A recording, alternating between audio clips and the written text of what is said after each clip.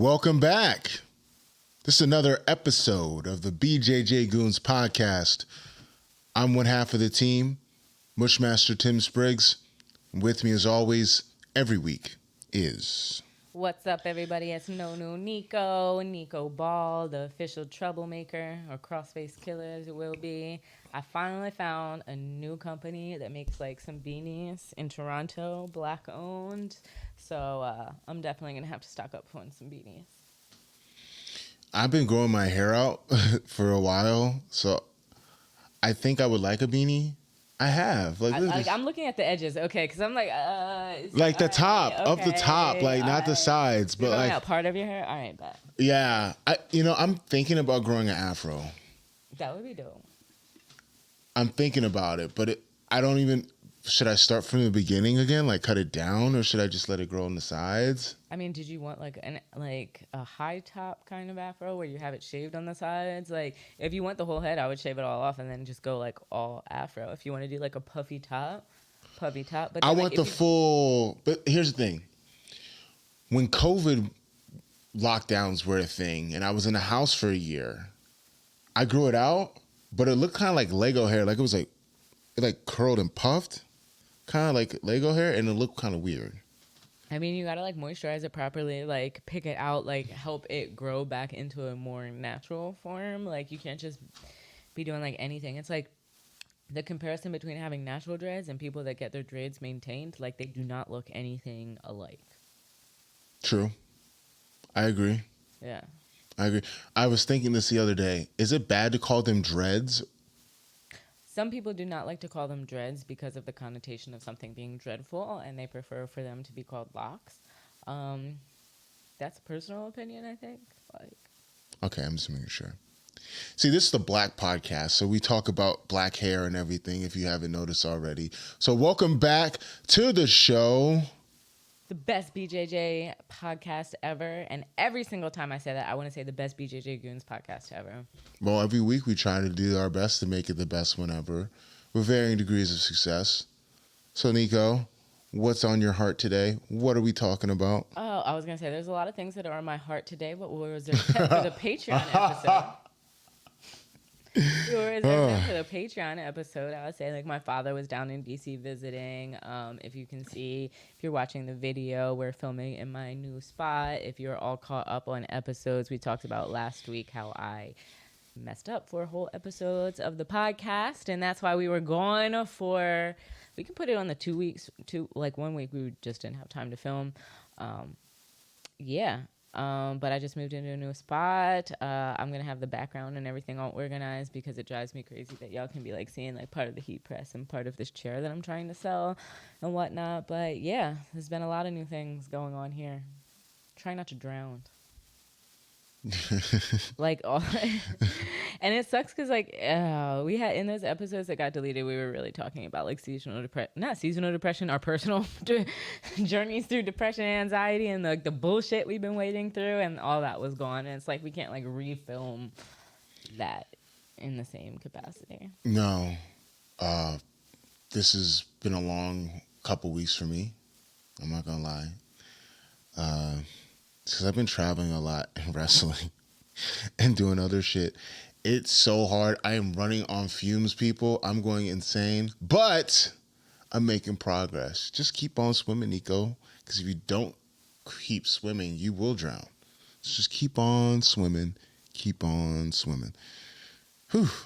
Keep on. There's a show on like Netflix or something, like In the Blue. It's about 2 female cops. Not the best. But like something like there was some word of advice and she just kept saying like swish swish because like you never see like a shark stop in the ocean, or maybe sharks can't stop, so like no, that was the thing that they kept telling each other, just like swish swish swish swish, like be a shark cutting through the ocean. Yeah, I think like fish, half their brain is always asleep, so they don't have to stop moving. Is that true? I don't know. I'm gonna have to look that up. No, he's just making shit up. I'm just making shit up. He's just making. That's not my. I'm not a teacher. And you know, that is the theme of the day. Just like making shit up for follows and likes. You know, that is the theme. And you are not a teacher, but you are a coach. So it's like we're all like, if life is a stage, then we're all educators on that stage, or actors, I guess. But yeah. Well, there's a whole lot of acting going on in this story. Yes, there is. So today, ladies and gentlemen, we are here to talk to you about the benefits of eating liver every single day. Raw meat, like you're a wolf. Yeah, get it raw. So it's been, since we recorded those episodes that got lost, a lot has happened with the Liver King story. People, quote unquote, exposed him. Nico, I want you to go off because you did a lot of research. You had a lot on your heart about this. So I'll let you begin it. I will co-sign, or I'll do my color commentary after you. All right. So basically, for those of you that are hiding under a rock or respectively staying the F off of social media, who is the Liver King? The Liver King, legal name, Brian Johnson. Mm-hmm. I know it's in my notes, but I can't find it. So he's a white man from Texas telling lies, which is, nothing new for us. His net worth is $1 million, which led me to wonder, where did he get his money? Because obviously... $1 million? That's it? $1 million. Okay. I mean... compared to people that barely have any money in their bank account, let's not just be like $1 million. Well, we're talking about because are you gonna get to what he's saying he makes a year? I mean, but if you make whatever, how much he spends on steroids a month? You mean? Yeah, and how much he says he makes a year. So he is a fitness guru, I guess you could say. That has been promoting sponsorship, promoting his supplement company and something that they call ancestral living.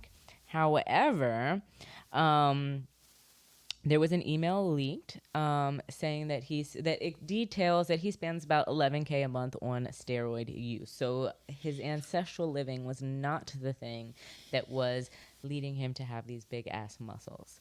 And then again, what Tim is saying about me going in on it last week, and what was deleted was y'all really believed that this white man living in a 8,300 square foot Spanish style mansion in Texas was doing ancestral living. He was eating raw meat maybe, but clearly he came from money to have been able to start up his influencer thing, to be able to start up a supplement company. Clearly he came from money. So I think it's just really funny that people would believe him in the first place. What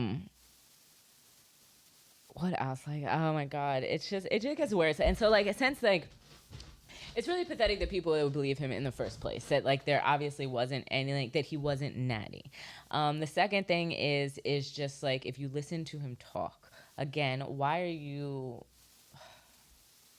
you unable to think critically of things? I've gone to his Instagram, and the ads, they just seem very fake. They seem very, not necessarily fake, but Tim's wrestling promos, his first wrestling promo is better than the Thanksgiving post that he had. He sounds very unnatural, and since we recorded, he was actually on the Flagrant 2 podcast. So if you would like to hear from the Liver King personally, you can go listen to that podcast. And I was telling Tim, it's just he sounds weird. His semantics, the way that he talks just kind of sounds funny to me. So the fact that he's accrued this following, it's more of that viral Instagram thing and less about the actual content of it actually having any meat to it. The irony about it, any meat as it going down into being believable, being factual, being able to cite your sources, and being able to really set up a meal plan and a lifestyle that is effective. So it's just a bunch of bullshit to me. That's all you have to say? That's all I have to say. Okay. I can't do that, y'all. My bad.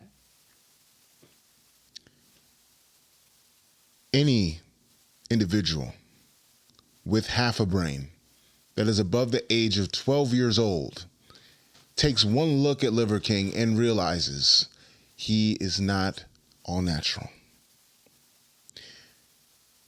There are grown men out here that are upset. I would like to think, and I have a hunch, that they're not truly upset. They're just pretending to be upset. Performative outrage over this man being exposed, they're acting like they were told that Santa Claus isn't real. Get it together, people. I watched wrestling as a kid. Even I knew that those guys were roided to the gills. This guy's nipples look like he can cut glass with them. This guy's skin looks plastic. He's built like a G.I. Joe.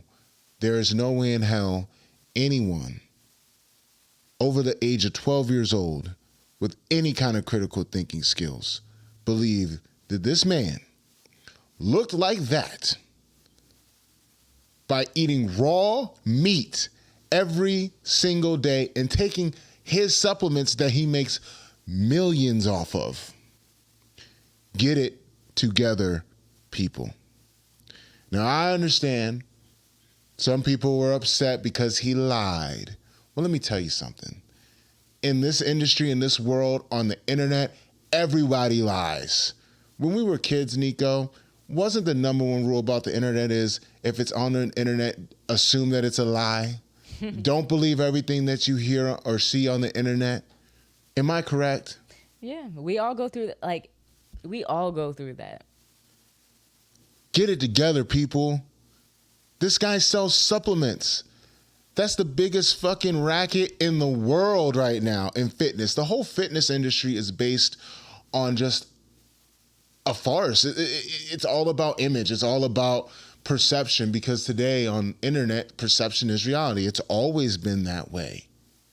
So for you to think that this guy was natty or you to be mad about it, bro, supplements aren't even regulated by the FDA. So for all you know, the supplements that you're taking are some funny shit. Get it together, people.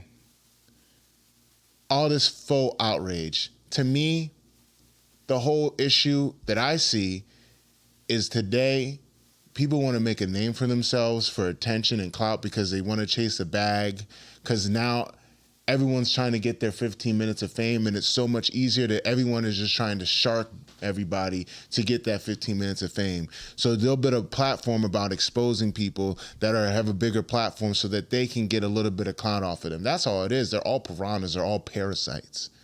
This guy, more plates, more dates, right?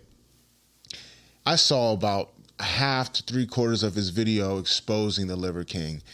And I had to turn it off because just as a base level, just as a human being, I think it's pretty whack that you're just trying to get views off of exposing somebody when they're not really doing anything that I would consider a crime. They're saying this guy is a charlatan. They're saying, oh, he's lying to these people. Like I said before, anybody that does any kind of critical thinking would think this guy is full of shit. Just listening to the Liver King talk, you can tell that he's a fast talker, and fast talkers are bullshit artists because they either don't have convictions in the things that they're trying to say, or they're trying to trick you by talking fast and trying to make you feel intimidated by their fast talking to try to swindle you. See, I think he sounds dumb. He probably is dumb too, because anyone that thinks that they can pull that con long enough is dumb and is insulting the intelligence of critical thinkers. But he's not catering to people that are critical thinkers. Because I would make the argument the fitness industry is no different than any kind of show business industry. They're going after people that want something to believe in, because people wanted to believe in the Liver King. That is definitely the thing. And you know what I feel like, because I study like marketing and entrepreneurship a lot, and I listened not to the whole Flagrant episode, but to some of it. So I think like this whole spiel started because like his sons had issues with asthma and the medicine wasn't working. So we take like a concerned father that has a lot of fucking money in the first place and be like, all right, yeah, there is definitely a issue with America's health system. And then what you do is you take copy. So copy is the legal term for like the legal writing that you use, and sales has a copy. Like all those sales letters have a copy, like which generally like starts with like, hey, you have this problem. This is such a problem that we all suffer from, and I have this solution. So basically we take a concerned father who does not seem that intelligent, and if you listen to his emails, he's talking about like, oh, I'm taking like all of these cycles, and he lists them all out, and it is a lot of effing steroids, and for a long duration of time, like with no emphasis on like the word cycle, like you're supposed to cycle on and then cycle off of it.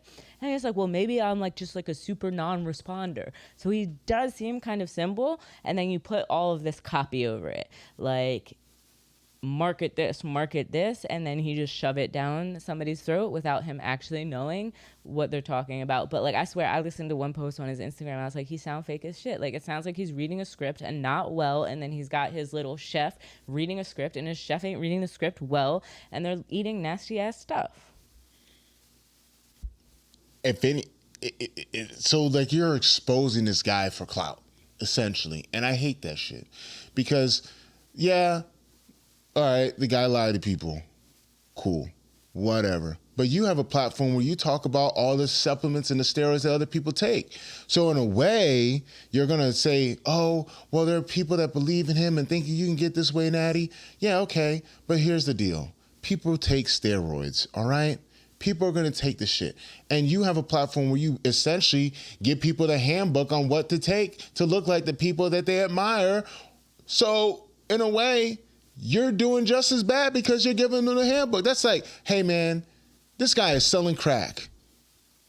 Let me show you how to sell crack, or let me show you how to cook crack. First you get the baking soda, then you get the stove, and da-da-da-da-da. I'm not going to tell you guys how to cook crack, but essentially, I'm not, but somebody like More Plates, More Dates would. So, yeah, the guy's a liar. The guy's wrote it up. The Liver King thing, I just think it's funny because it's not even that. If people really found it abhorrent as to what he was doing, they wouldn't continue to give him a further platform and give him more attention, because now he's going to be even more of a celebrity. People are not going to remember that he got exposed. Now what they're going to do is say, damn, maybe I could eat meat all the time, because you said about this on the Lost episode that we had, this whole obsession with the indigenous lifestyle, which is ironic because it's a rich white guy in Texas on indigenous people's land talking about, I do indigenous shit when you do synthetic steroids. People want to believe that shit and they're going to want to live that. And now that they know what he takes because of More Plates, More Dates exposing him, they're going to do the same shit anyway, because at the end of the day, people want to be like this dude. And they'll do whatever it takes to be like them, because people, especially men now, have always been, they want to have a hero, they want a father figure, they want something to believe in, so they're going to do whatever they can to be like that person, regardless. Thing. That was something weird where, like, again, I heard it on Flagrant, that he was saying that a lot of people, like, messaged him, like, I want you to be my father. And, like, he talks weird as shit. Like, that's how he talks. Like, I want you to be my father. Like, there's always something, like, going on in the end. And it's like, but when you break it down, what kind of father has been lying to his two sons this whole time and forcing the woman that he loves, his wife, to also lie to his son? So when we talk about values and integrity, like, where are your values and your integrity, sir? Who lies to their children like that? It's one thing to lie to the world. It's another thing to lie to your blood. Them kids knew he was full of shit, though. I seen one of the videos. Them kids are like rolling their eyes, like you could hear their eyes roll, and they're like, God damn, dad's doing it again. Yeah, like Rad and Striker. But, like, I mean, who? The kids just got super white names, like Rad and Striker, I think their names are. Oh, that's a pretty cool name, man. Striker, that's a pretty sick name for a kid. I can't even front. Very white though, but very. It's cool. white in the sense that it's like, you know, black people are always told not to name their kids like Jamal, like for affirmative action, so they can get like jobs. And it's a very mediocre white man to be like, oh, I can name my kid Striker and it won't matter. He could still be the president. Iceman. You know, so it's just very difficult. You know, we live in a world. That's insane, man. Like, people really mad at that. Like, this is like Fight Club, though. I think this is kind of like what Fight Club was about. Like, these guys are just looking for this masculine image, right? And they see someone like it, like a Tyler Durden, who represents masculinity, and people just become sheep. Like, they see this image, and they just follow it. And that's very similar in the martial arts community in a lot of ways. You have these men that are considered the emperors of masculinity, this image of what a man is supposed to be, and they pretend, and they go on these forums and these platforms, and they're given this platform, and whatever they say is golden. Like Andy Warhol said, everyone in the future, everyone have their 15 minutes of fame or 15 seconds of fame. They do. And then, like, there's another relationship coach, though, like something Dixon, I think, or Jackson, because he spells it weird, is breaking up with his wife. Derek Jackson? Derek Jackson is breaking up. Yo, they've been married for 4 years. Like, that's pathetic. Like, that's nothing. Like, why are you, like, that's absolutely positively, like, why do you even have a career as a relationship counselor if you barely have a relationship? That's like a baby relationship. And, like, cool, you made it because people clicked on you. But who are the bitch asses that are like, oh, somebody that's never been married? Like, why are you looking to a little baby to give you a relationship as opposed to maybe going to a veteran that maybe has 10 or 15 plus years? Like, that makes no sense. And, like, I just get really pissed off because I think about, like, the last time and, like, Winthorpe, what is his last name? Winthorpe Burke from Atlanta and the Doreen Collective. What is this? That person that fucked me over and was married. So I reached out to him because I needed a business mentor. I needed help. Like, and like, he was a professional, better than me. And then he crossed the line and he made it very personal and he lied about having a wife. And, like, it got very... So, like, yo, y'all need to learn how to, like, seek actual help for y'all and, like, progress and move on. Like, you can't just be, like, getting anybody off of Instagram. Like, oh, yeah, like, that dude looked fine. Him and his wife look fine together. So I could see why everybody's like, let me follow him, this image of black success. Maybe let's look for some people that maybe don't Photoshop very well, but, like, have actually been together for more than 4 fucking years, because that's pathetic. Like... Now, on the subject of charlatans and how it relates to martial arts, I noticed coming up, and back in the day, they used to have Black Belt Magazine, and they still to this day, they have these people that have these martial arts schools with no credentials, but they have these weird rules where you can't cross-train, you have to do all that, and I think it's very relatable because when people go to these martial arts academies, they have no experience. They want to learn how to fight, and this is the same issue we have with McDojos. You go to these places with no experience, and you want to learn how to fight, and you just learn some bullshit. And that's what bothers me about schools that don't compete. It's not that I don't think that you can't be good at martial arts without competing, but you kind of do in jiu-jitsu. That's the whole basis of martial arts. You got to test the shit out. And even in other schools, I'm not going to name names, but you know, there's famous academies with these guys who run these schools that are horrible people, like documented horrible people, right? But people will still rep them OD hard because that's their idol. Like, they idolize these people, and I see it so much in martial arts. And I don't know what it is, Nico. What do you think it is about martial arts where you have people that are like the LiverKIng that are full of shit? I think that they run shit, and the people just still blindly follow them with no evidence. Yeah. You just reminded me of something we talked about in the deleted episodes that we almost skipped completely over, and why training under somebody that's competent. Like, and I always say, like, when you're an academic, like, and you go through college, like, you know, you can't hand in a paper without citing your motherfucking sources, y'all. Like, cite your sources and let them be valid and reliable. So I had an issue with a friend, a bigger dude, not like fat, but like bigger. Started training. He's a white belt at a local gym that I already know how the gym is. They had gone to the high style tournament. They got highlight reeled by Atacola, that flying armbar or like flying triangled one of their people very quickly. They went back to their gym not knowing that I was seeing somebody from the gym.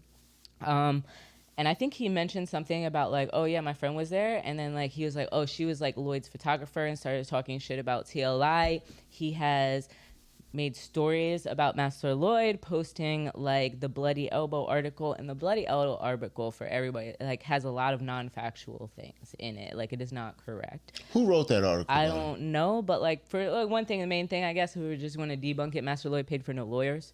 He did not pay for their lawyers. And that's like one of the main erroneous things in that article that this person was reposting. He also went out to post some more shit about DJ Jackson and stuff that happened in like the 80s when he was in college and he was actually never accused of. So again, it's slander. That's what we call slander. So all that aside, like, I don't like the person in general, but like, here's what happened. He mounts my friend. My friend does an UPA and shrimps, or tries to get off of them. So like, where UPA, if you can see the video, like you lift your hips up and you push them over to a side to try to unbalance them. This purple belt, smaller than him, but mind you, a purple belt, bases out with his hand on the ground. Like, if you're a purple belt, like you should know you break fall or you don't put your hand on the ground. There's so many ways you could break your wrist, and posting up with your hand is the number one thing. That's something you should know as a white belt. And if you've gotten out a white belt without learning how to fucking break fall, then you're incompetent. Sorry.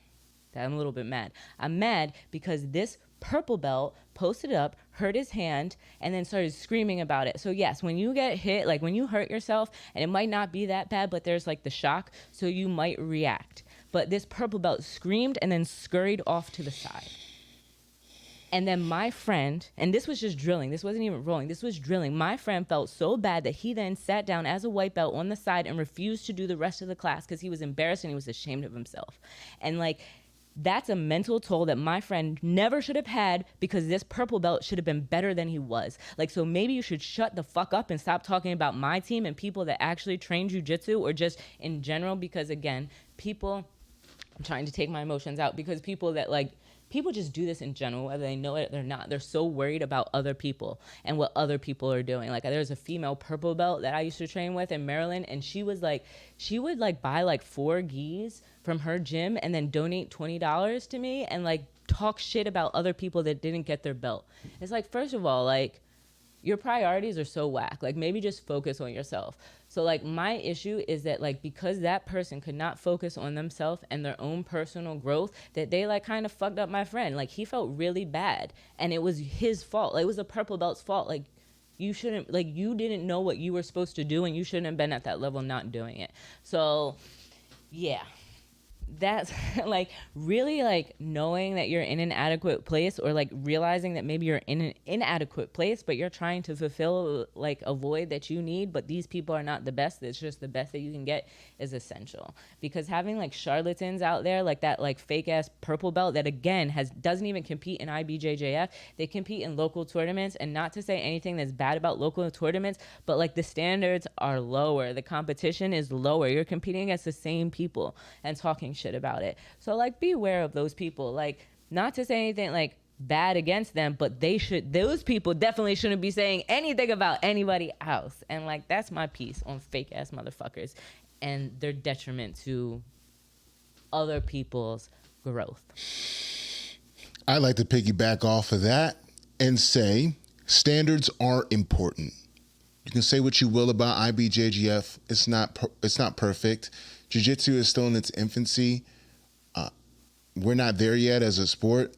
However, you have to at least go through something to get accredited and certified, not just as a coach, but as an actual black belt. You have to pay money. You have to prove it. You have to take a rules course. You have to do this. That's why they are the standard. Because otherwise, what ends up happening is anybody can have any kind of say. Anybody can have any kind of platform. And in jiu-jitsu, a lot of it is an old boys club. Would you agree? Yeah. At the highest level, there's an old boys club. If a promoter doesn't like you, they have recourse to just cut you off at the knees, ban you and your team if they don't fucking like you. I'm not going to get in details about that right now because this is a free episode. But if people don't like you, they can cut you out. Other places, IBJJF, that can't really happen. And standards are important. That's why I said with the LiverKING thing, with these supplement companies, there's no real oversight. They can put whatever the fuck they really want in the supplements. And because it's the internet, there are no standards for the internet. It's not like on TV where you have to there's an FCC or whatever. Mm-hmm. You can do whatever you want on the internet. And with grappling, with the martial arts, because there's no standards in a lot of these martial arts, you're going to have situations where you have a purple belt that hurts himself from mount. How the fuck do you get injured from someone bridging on you? And then also with standards, that means that his coach did not teach them that, or he's not being shamed for being a purple belt that doesn't know how to not hurt themselves or get a boo-boo from being on someone in somebody's mount. From where I come from, you would have been laughed out the fucking building, or we would have had a serious talk with you. Also, you would have been shamed for going online and talking shit about other people when you can't even keep a white belt in mount. I don't care how fucking big they are. You can at least go to S mount or dismount or go back into a position like half guard or side control. But you wouldn't learn that from a school that doesn't have fucking standards. I don't know who the school is, but it sounds like they don't have standards. Standards will protect you. Another thing with standards, if you get hurt and you scream like a bitch, you're done for the day. Literally, that's literally The what rule. you have to do at TLI. And even if you're not hurt, if you're just looking like a little bitch in training, Boo-boo and this face. has never happened, he's gonna ask you, hey, are you injured? And if your answer is yes, then you have to leave training because you need to be home and resting and go ice it. If your answer is no, then it's start actually fucking fighting. Chill out, Nico. Hold on, wait a second. That's Pee-wee football rules. You're not supposed to scream like a bitch and run off, or you will go home, or you on the sideline. But there are no standards there because in jiu-jitsu or martial arts, there are so lower standards for entry in a lot of these places or for you to get a belt that they allow that shit to happen because this is a for-profit system in martial arts, and maybe he doesn't want to be a competitor. But I'll tell you this, anyone that I've trained with or trained, there's some standards that we just have, and, you know, that's how it is. But hey, that's the deal with martial arts. That's the deal with charlatans out here, whether you're LiverKing or you run a McDojo. You don't have standards, shit like that happens. Nico, where can we find you?